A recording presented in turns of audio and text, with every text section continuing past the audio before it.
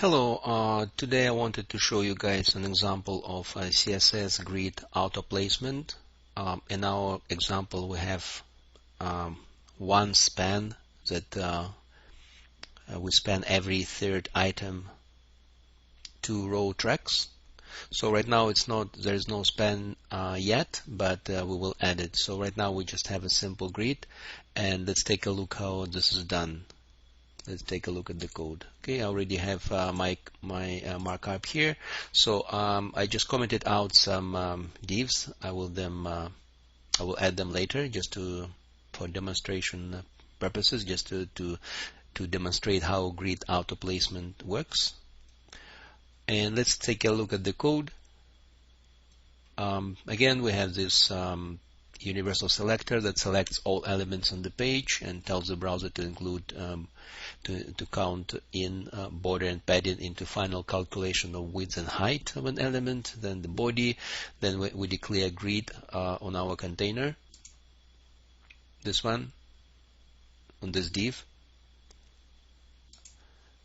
and then we declared grid template columns, 1FR, 1FR, 1FR. Again, this is auto placement, auto rows. So a grid just generates rows automatically, which is called implicit grid, as we add more content to our grid. Okay, and then we have a grid gap. Then this one is pretty straightforward: border, body radius, padding, and margin to center this container on the page, margin 10 em and auto. Okay, and next one we have our divs. We're targeting divs, so just padding, border and background color.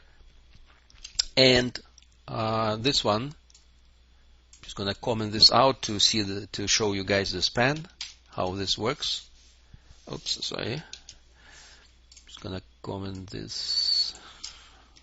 Remove the comments, so just activate this. Okay, so basically this is nth child selector. So what it says here is basically it says select every third grid item on our grid and span it 2 row tracks. Okay, span it 2 row tracks. This is grid row and span 2. Okay, now let's see how it looks. Okay, so it selects every third starting from the first. So this one, and then the fourth, and then the seventh. So you see, it still grid distributes space based on that algorithm, for auto placement algorithm. And let's see what happens if we keep adding our divs. So let's just gonna remove this. So how about if we add 2 more divs? It's gonna be 11. Let's see.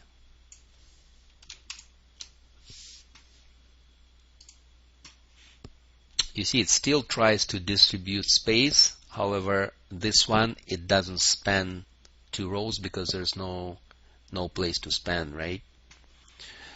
So let's just comment out. So basically you understand the concept. So because every third, so we have 18 divs. So if it's 18, so it's gonna pick every third, and let's see what happens now.